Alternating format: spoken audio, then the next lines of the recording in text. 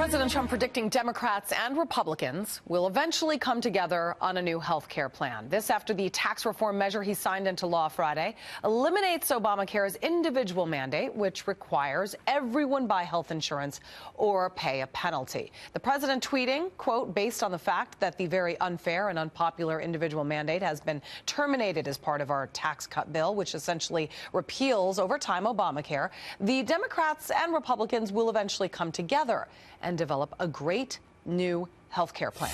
Let's bring in our panel. John Loudon is a former Republican member of the Missouri State Senate.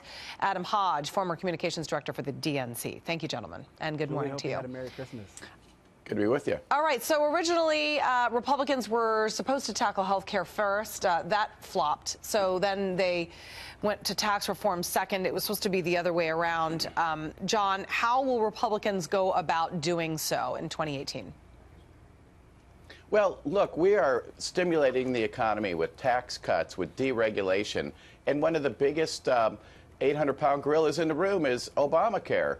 We're all happy about repealing the individual mandate, but don't forget, Obamacare has individual mandate, employer mandates, and all kinds of regulations on what plans can look like. It is inherently a package of regulations limiting the availability of health insurance in this country. Your policy has to look like this. It must include that.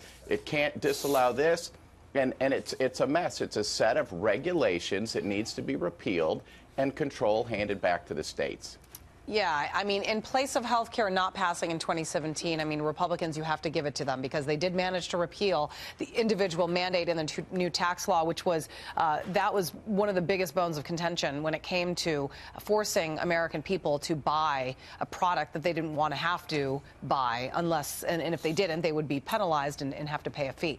Adam, Mitch McConnell told NPR. And employers. Yeah, and it's not fair. I mean, what kind of country do we live in? But the question is, you know, whether or not they want to all agree on moving forward on repealing and replacing Obamacare, because McConnell, Adam, told NPR on Thursday that he thinks that the Senate will, quote, move on to other issues instead of trying for repeal and replace in 2018. But then you've got several top conservatives in the House, including the president, whose tweet I just read, making it clear they do want another shot at it. And I mean, come January, people's premiums are going to skyrocket, and Washington cannot ignore that.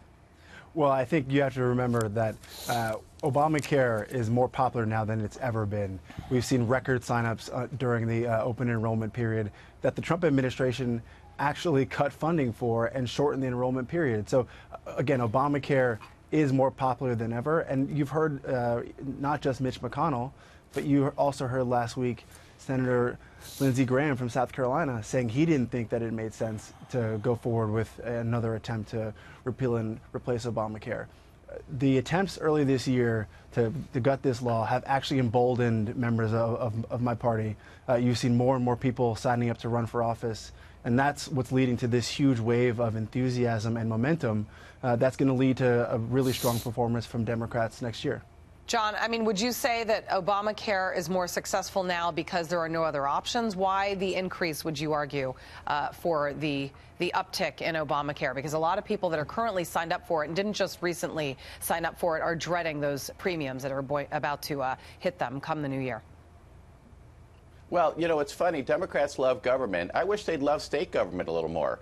Why do they love the federal government control? Why not hand it back to the states and let state government control it? That's closer to the people. That's where it ought to be controlled.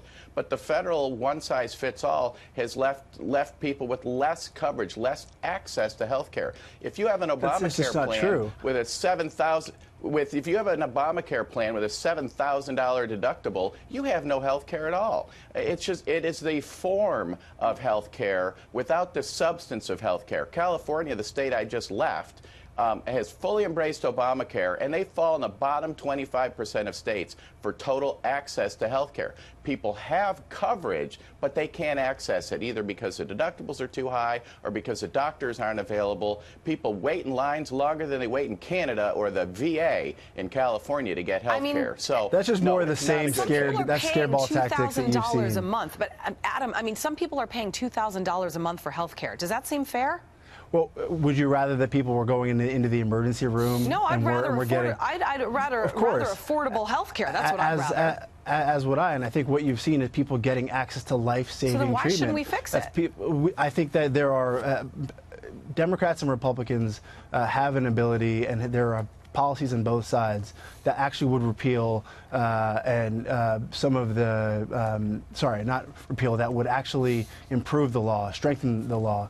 And that's what I think the American people want to see their members in Congress and the leaders in Washington actually try to do, to strengthen the law and make it a more effective law. But again, we're not going to start by taking away health care from 13 million people, which is what happened in the repeal of the individual mandate.